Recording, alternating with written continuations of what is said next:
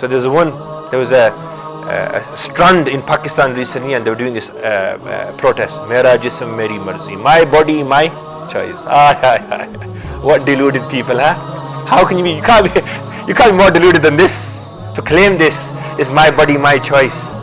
How is it your body and how is it your choice? Tell me if it's your body or feminist. Tell me if it's your body or your choice. When you were born, if this is your body, tell me which part of your body did you choose? Do you choose your eyes? No. Do you choose your ears? No. Do you choose your mouth? No. Do you choose your date of birth? No. Do you choose the country you born? No. Do you choose anything from your top of your forehead till your bottom?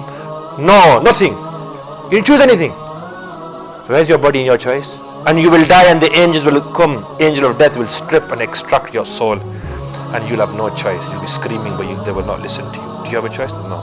Your beginning clearly demonstrates, clearly, beyond reasonable doubt, definitively, unequivocally, that you have no choice. Your ending also demonstrates and postulates you have no choice. What makes you think? What makes you think that you have a choice in the middle? You have no choice. This is not my body, my choice. Mera jism meri marzi. This is a body that given to me by Allah, so I can use it according to the choice and the will of Allah subhanahu wa ta'ala.